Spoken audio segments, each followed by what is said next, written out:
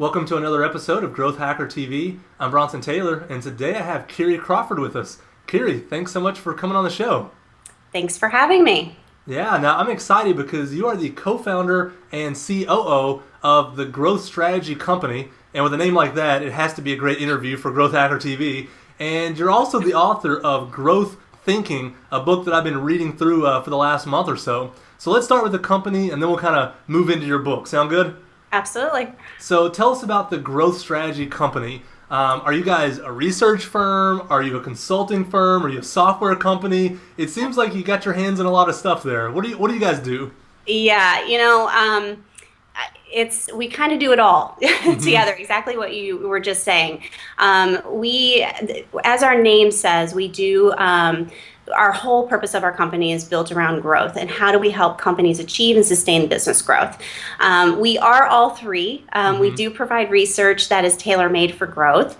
We like to ensure that our content is consumable, it's easy to read, share, discuss, because the whole purpose of it is to foster conversations and promote new ideas to help companies really solve old growth problems, in new ways.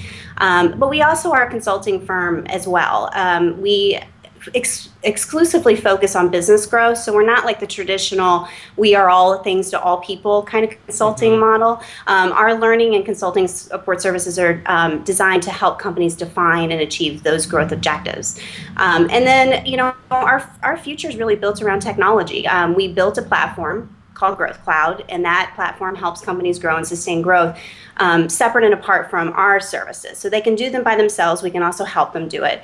But it's an annual subscription, and it's literally automating strategy. So it's sort of like Marketo and Eloqua did for marketing and Salesforce did for sales. We're doing for strategy these days. Yeah, that sounds really interesting. And your all's tagline is, we equip companies for sustainable growth in the new normal business environment. And those are all kind of loaded words, so I want you to walk us through those a little bit, because I know you mean a lot behind those words. They're not just a catchy phrase. How do you typically equip companies? I guess that's what you've already covered, just through the software, through the consulting, through those kind of things. Yeah, it is. All of our services, whether it's research or our platform or our actual training services that we do, they're all purpose-built for that very reason, to help equip companies to achieve and sustain their business growth. And we have a philosophy called growth thinking, and we truly believe strongly in entrepreneurship, growth strategy, and business innovation, and that helps equip companies to and refocuses them on their growth. And then the next part of your tagline is, you don't just say growth, but sustainable growth. So what do you mean by sustainable growth? Isn't all growth good? Yeah, I guess. But, most companies experience incremental growth. And it's where they actually see a very discontinuous growth. So they're up and down a lot. They struggle to maintain a consistent and steady growth rate. Sustainable business growth is realized when companies actually achieve and sustain growth year after year, even in the face of uncertainty and change. Gotcha. And I think those will be some of the things we'll get into in a minute with some of the philosophies that you guys use of how we actually get sustainable growth. Because that's what everybody wants. Going up a little bit into the right is good, but continually going up into the right is better. Yes, absolutely. And then you use the phrase new normal, the new normal business environment. So what is the new normal to you? Yeah, I know we use it a lot in the book. The term defines this unprecedented economic disruption and uncertainty and change and complexity that has occurred in the last 5 or 6 years that's dramatically affected every aspect of business these days. There's a lot of saturation, there's a lot of competition going across at the industry level, at every industry. And companies are so hardwired for operational excellence. So that shift into innovation and business and growth is a fundamentally different new way of thinking for them. Okay, so operational excellence is doing what we did yesterday a little bit better, where innovation is doing a new thing that we didn't do yesterday. Is that kind of an easy way to get our head around it? Yeah, we actually distinguish in the book between corporate thinking and growth thinking, obviously the name of the book.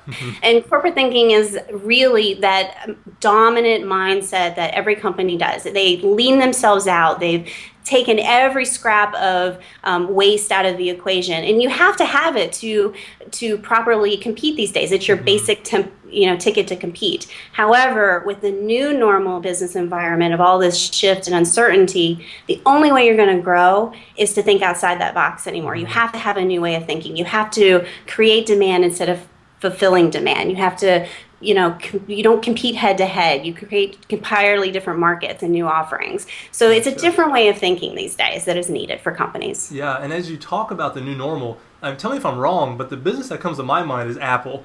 I think about how they just came out with new product lines, not better laptops. Are they kind of the poster child for a large company that has growth thinking? Absolutely. They embody everything we talk about in growth thinking. And actually, we use them as a case study towards the back. Google's the exact same way. I mean, they're the poster child for growth thinking. They think outside the box. They come up with different things. They create entirely new markets that people weren't even thinking of before they came along. So yes, that is what we're talking about. We call our growth enterprises. Yeah. So it's a whole new kind of language that we're trying to put out there around business growth these days. Yeah, well, now let's dig into the book, because I want to talk about some of the concepts that I think will help people listening to this understand innovation versus just operational excellence. So at a high level, what is the book about? I mean, how would you kind of describe it in a phrase? I would say growth thinking is a new way of thinking that helps companies to consistently grow, in a nutshell, even in a new environment that we just described. So at the core of growth thinking, it really offers a common language to mobilize entire companies and the employees within the companies around entrepreneurship, growth strategy, and business innovation. It's really written for companies who are struggling to fulfill the demand for growth from stakeholders or whomever, and those who really are just trying to be a little bit more preemptive. Like, how do I actually make sure that I'm going to ensure my continued growth throughout the next couple years? Yeah. And as I was looking through the book, there were really a couple sections. I mean, all of it's great. There's a couple sections that stood out that I think this audience will really resonate with. One of them is the growth strategy framework. I'm a fan of frameworks. I mean, the Lean Startup has their frameworks. Yep. A lot of startups, they deal with frameworks. You have a growth strategy framework, and you kind of go through 6 sections, 6 little blocks, and each of them is kind of something we should wrestle with to understand the growth opportunities that we have. Is that right? Yes. Yeah, that's exactly right. So, I always say that growth strategy has an identity crisis, or strategy in general has an identity crisis. Growth strategy is really about having the right tool for the right job. It's much like strategic planning, operations planning, market strategy, operations strategies. These are all interpretations of strategy, but they really focus on operational effectiveness and incremental growth and head-to-head competition, not on sustaining business growth. So what we've done is we've created a dedicated and purpose-built discipline, growth strategy, around making growth more accessible, repeatable, and consistent. And to have that, you have to have a framework to do that. So we call ours the growth strategy framework. And it allows you to have a visual of how you build and formulate and execute strategy across certain key domains that are imperative to growth. Yeah. So we think there's 6 imperatives to growth. One of them is the company. So we need you to look at your company. So we want you to look internally to your company. One of the principal areas that's critical to growth is the idea that your culture and the assets of the company are they're the means to your growth, and how well those assets are aligned is how well you're going to grow in the future. They're the core of your company. So we say you really need to create and formulate strategies and execute around certain questions around the company, like what makes you unique? What are you competing on? And how can you improve and maximize those assets that are more conducive for growth? So that's kind of the company perspective. These are all lenses that you can look at for growth. We think these are the most important ones. Yeah. The competition, it's very similar to the company. So everybody competes on assets, really. And this really, looking at your competition, really, you have to understand who they are and take the preemptive actions necessary to actually change your competitors' strengths and weaknesses. So formulating strategies around understanding who your competitors are, establishing how your competitors are positioned, like where are they positioned within certain markets, and identifying those competitive gaps between your company, the competitor, and your customer needs. Okay, let's break down that right there, because I think that's really important, right? Understanding kind of what their position is, what you're positioning yourself as, where the gaps are, and how it all works. Are there any examples there you can give us, or any more you can tell us to really think through that? Because I think that's huge. Yeah, so I think it's important to kind of look at if you're like in the manufacturing field. I think your assets are kind of your core competency, right? You have to have the right assets in the right locations. But where are your competitors sitting? Are they entering a different market to get a different advantage over you, whether it's labor, whether it's a relationship with a government, tax benefits, whatever. Looking at seeing where they're positioned within the market and where you're positioned and what the desires your customers are needing right at that time, or you think they're going to be needing. And finding the gap. What you need to be looking at. You have to find that gap there. And once you define that and you create strategies around it, then you can actually measure those and see how well you're doing for that growth in that area. Is it fair to say that you almost have to like role play and act as if you're the entrepreneur on the other side of the equation, that you're the CEO of the other company, and you have to think through almost what is their strategy? Why are they doing that? What's their long-term play? Because if you do that, you're going to realize what they're ignoring, what they're not excited about, what gaps they're leaving, and maybe where you can come in. Is that the way you're talking there, really realigning and figuring out what they're doing? Yeah, and that's actually what we call it. We say you need to realign your competition. Force them to move, move them for you. Don't just stand by and idly wait for it. Don't compete head to head. Figure out a way that you can realign them, whether it's an asset realignment or a resource realignment or a market whatever way you can do it to reposition yourself to make them irrelevant. Yeah. Now, that's a great way to put it, make them irrelevant, because just understanding their strategy, now you can sum up their strategy in such a way that makes them seem less powerful in the marketplace. You can say, oh, well, they're doing this and this, but you can use words that aren't that flattering and that don't put their best foot forward and minimizes their strengths, right? Yeah, absolutely. So we want to make competition irrelevant. That's the best way to put it. Yeah, no, that's great. So we have kind of your own company. You're thinking about what you have and your culture and your assets and your strengths and kind of where you sit in the marketplace. And then we're thinking about the competition, which is obviously the other elephant in the room, and what they're doing, what their internal strengths are. Absolutely. And then I guess the next one would be the market, right? Because now you're looking at the market itself and how those two kind of fit together. Yep.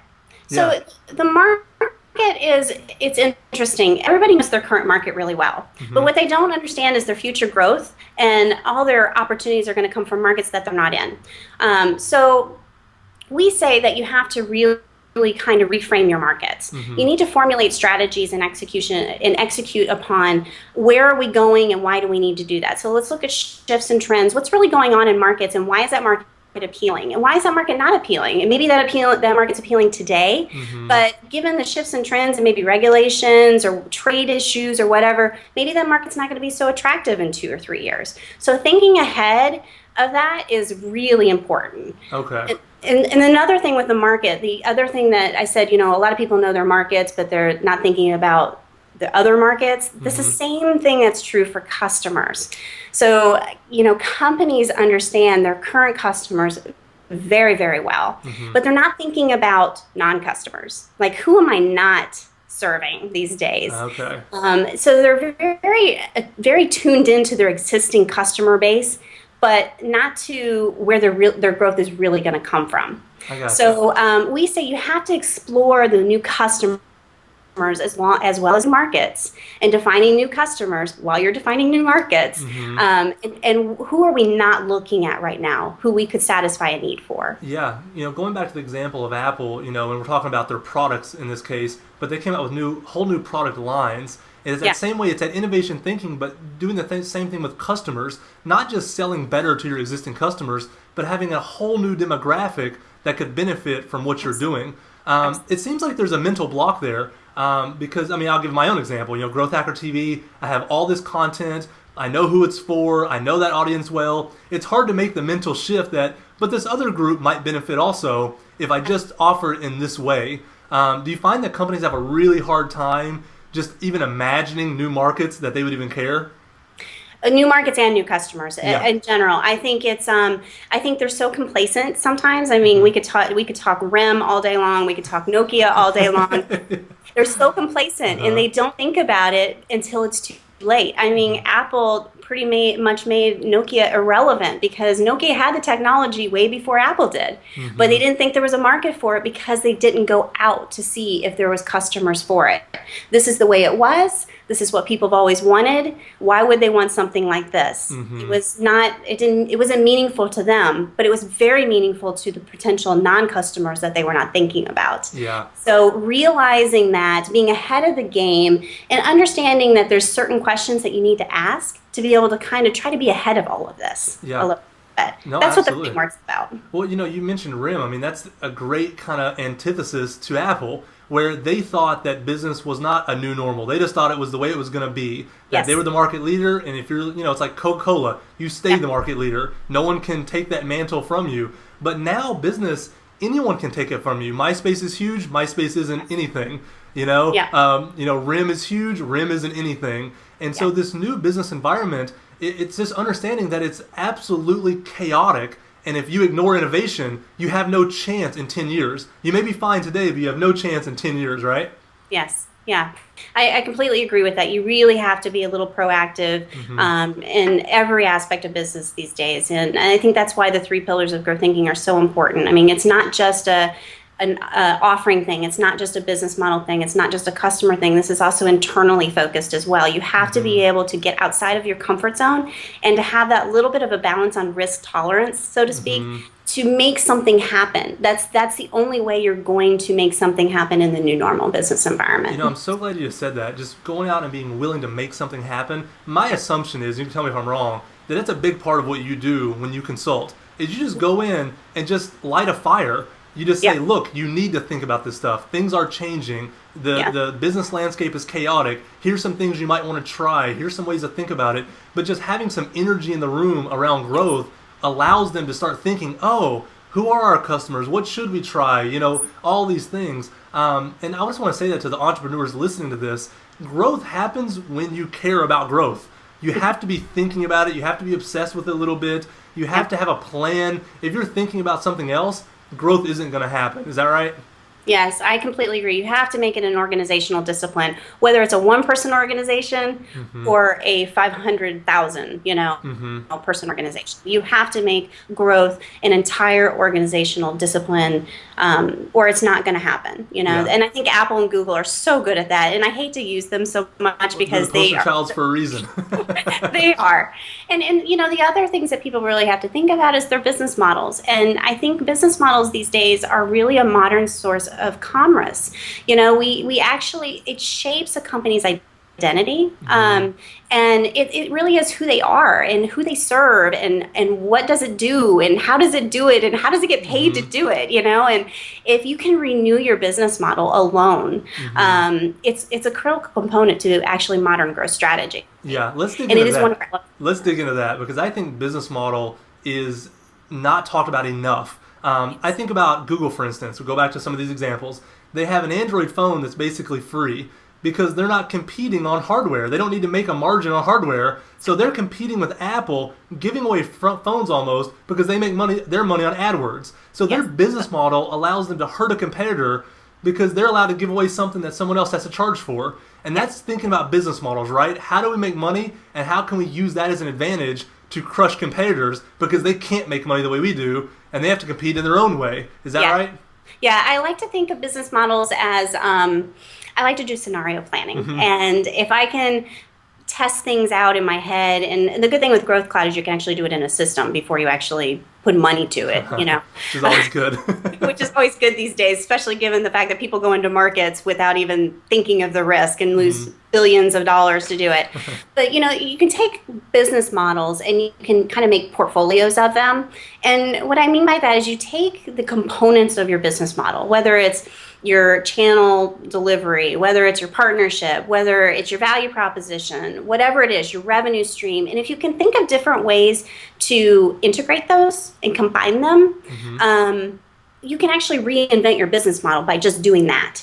You don't have to do these elaborate big things. We're going to go out and create a whole entirely new business. Think about what you're currently doing and think about different ways that you can refresh the value proposition, or you can create a new value or revenue stream, or you can introduce a new partnership into the equation to, decrease cost. I mean, that is small things like that is renewing your business model, which is so important to growth strategy. It seems like all the things we talked about so far, at the heart of it is just not being satisfied with where you're at. Yes. Is that, I mean, because you have a business model that's working. Most people never even get one that's working. Yeah. They try a business model and they actually lose money and they go out of business. That's what happens to most companies. Yeah. And so you're saying even after I'm making money, don't be happy with the business model, reassess all the components. Even after I understand that I have a place in the marketplace that the competitors don't feel, well, how much more of the marketplace can you take, and get inside their heads more? Just really not being satisfied, right? Yeah, complacency is a dying word, right? I'm hoping it is. It's really killed a lot of great companies, and I think that that's why we always talk about entrepreneurship being so important, especially to more mature stalling companies that are mid-size, or you could even have a mature small business that could be family owned for 20 years and you're just not growing.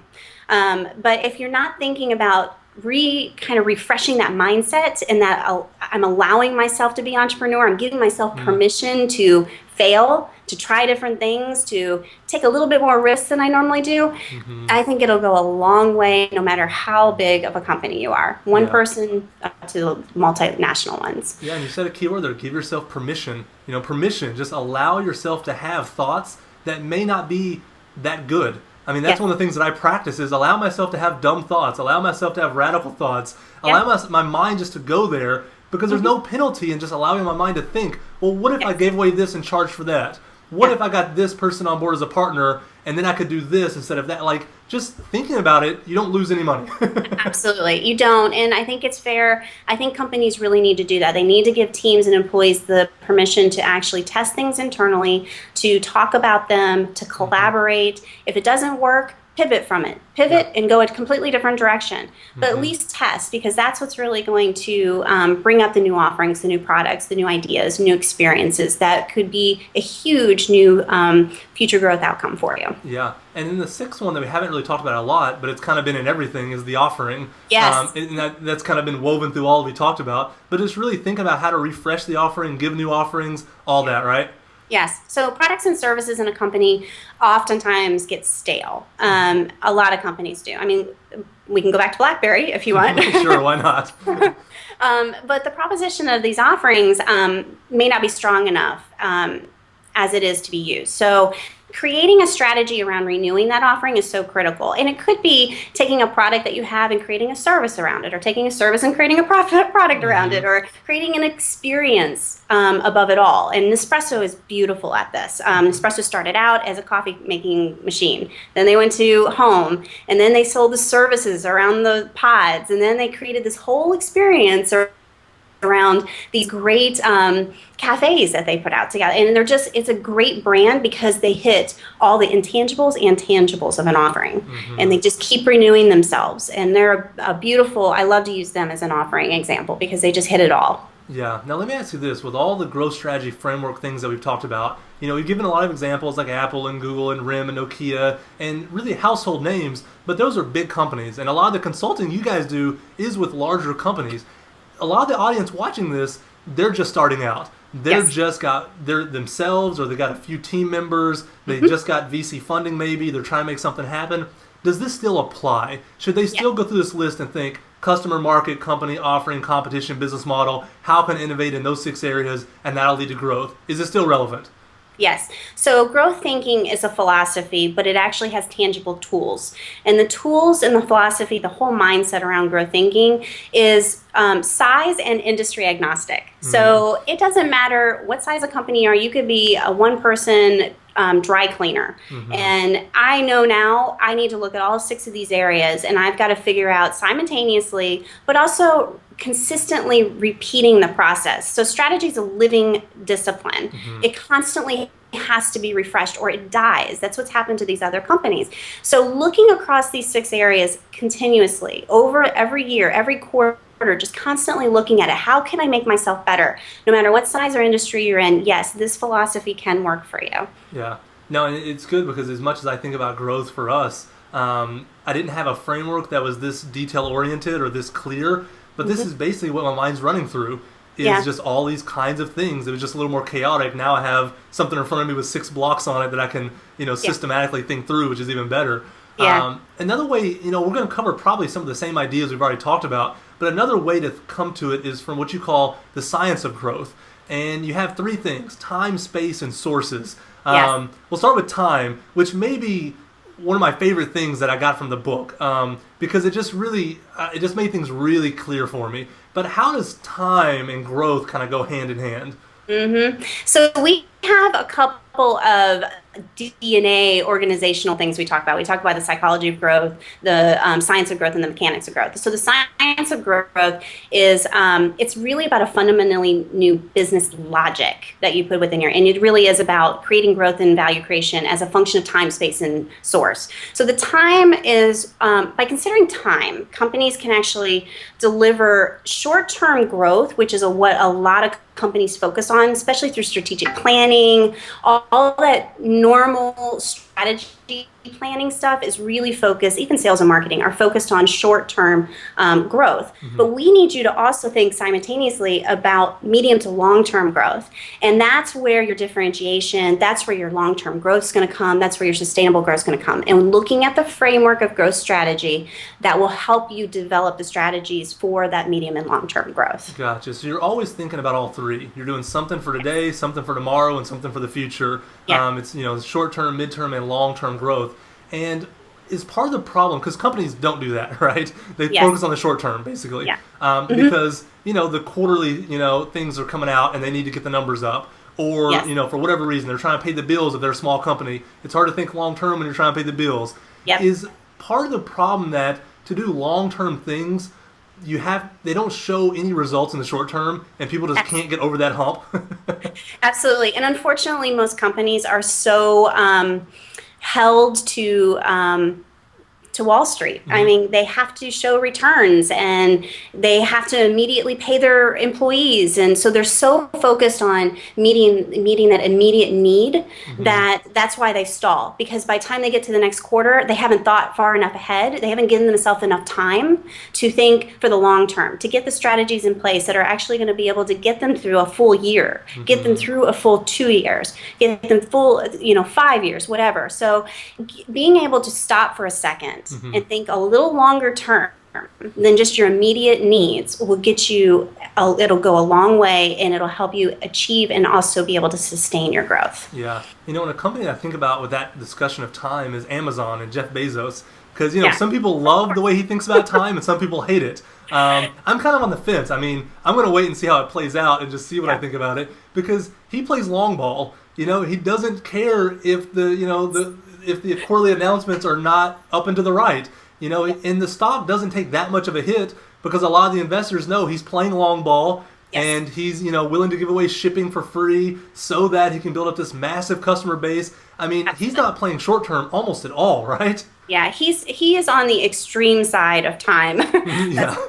I mean, he has thought nothing but long-term growth, right? So he's sat here and sacrificed short-term immediate returns and profit to make sure that he's grabbed up all the market share, all the customer base, and it's a brilliant plan. We'll see how it plays out. I mean, I have all the faith. He's a brilliant man, and he's done very well with Amazon, and it's an impressive thing. I'll be curious to see how it does come out. But he's on the very far extreme. Yeah, I mean, has there ever been a company that's been that long-term focused only?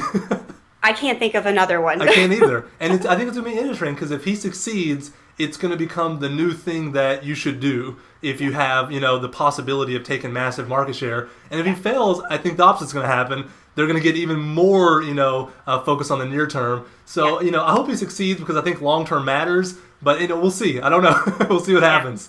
And it's funny because people don't even know that they're not profitable. They actually think that Amazon is just this juggernaut of profit. They're a juggernaut of revenue, which is different. Exactly. And so the verdict's still out on what's really going to happen with that company, even though they're such a household name. But that's really a good way to think about this time aspect. The other one you mentioned is space. And I think that goes back to the markets we already talked about. But that's just really, thinking about adjacent space and, spaces near you that you might want to go into, right?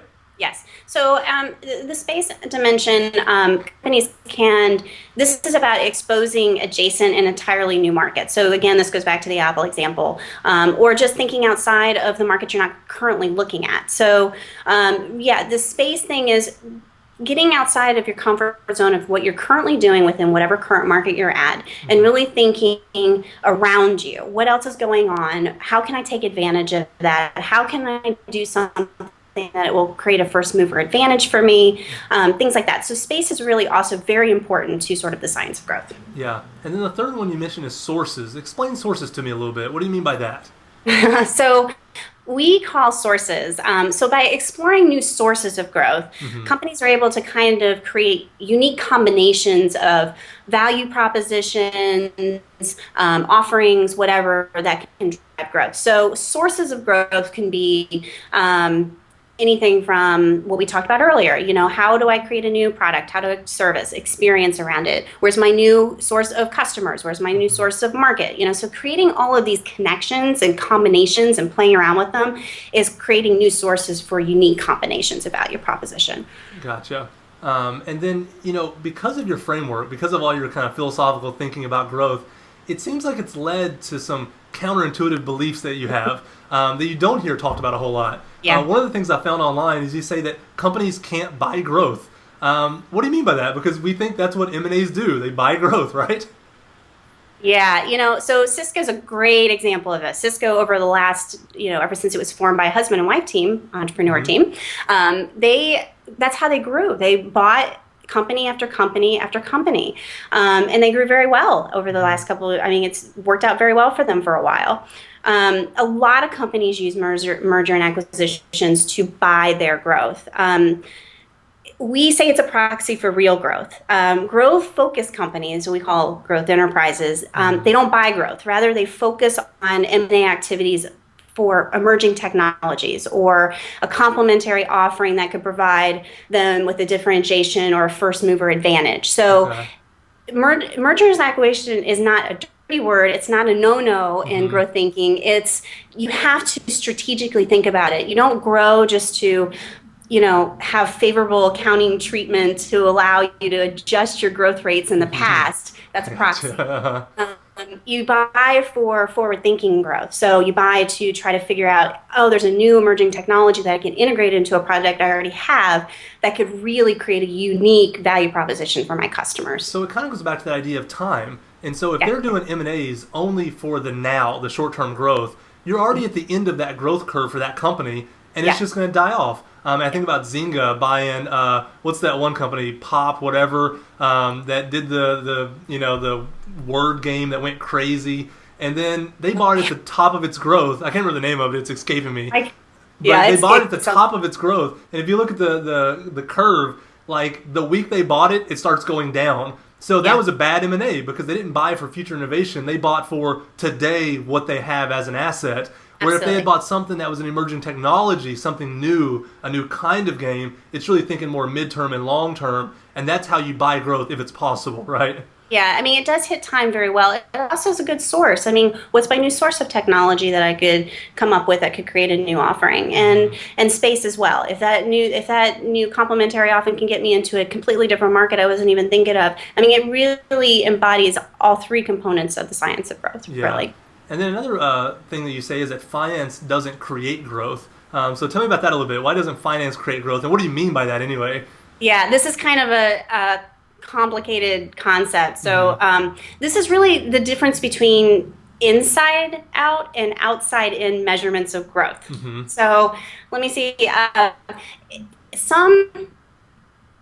finance-dominated corporate environments, growth is really viewed as like this mathematical complex formula that comes out that's very internally driven. It's created internally. Exxon, I think, was really famous for this in the 1990s, where they built their entire culture and communicated its value based on these internal metrics they called return on capital employed. And it was an internal one. But in contrast, growth-focused companies focus on top-line growth and their ability to sustain that growth. So internal metrics are critical because they use them to, for over a period to see how they're doing internally. But top-line growth, it's an outside measure that determines sort of the ultimate outcome and the rate that companies can actually create value to their customers, their stakeholders, their community alike. So tell me if I got this right.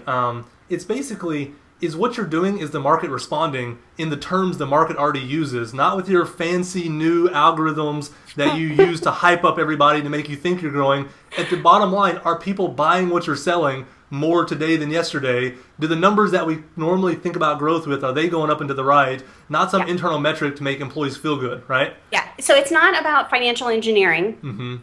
It's about top line growth. I mean, in a nutshell, that's the easiest way to explain it. It's not about what you're doing internally to manipulate numbers. It's about your top line growth. How are you actually growing and how are you going to sustain it? And that will create your value for your future. Well, let me give you an example with Growth Hacker TV. We have a dashboard because we're growth hackers. We have tons of data on everything that's happening in our system.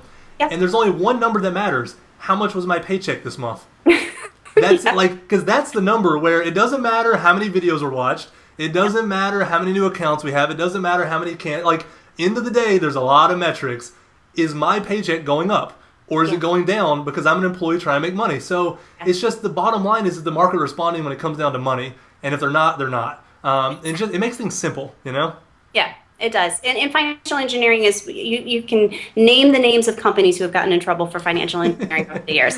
At the end of the day, it doesn't matter. It's top line growth. Yeah, absolutely. Just keep things simple. And then the third one is that growth is not tactical.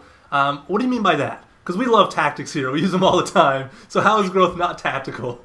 Everybody likes tactical stuff. It's easy, right? You could see it immediately. Yeah. Most companies talk about growth immediately. When you talk to companies, they talk about growth as marketing and sales activities. So if you talk about marketing campaigns or sales activities, they're inherently tactical. And they focus immediately, again, on that short-term result in growth. Growth-focused companies, again, this goes back to the time dimension, we focus on improving the medium to long-term growth prospects to create that differentiated customer value.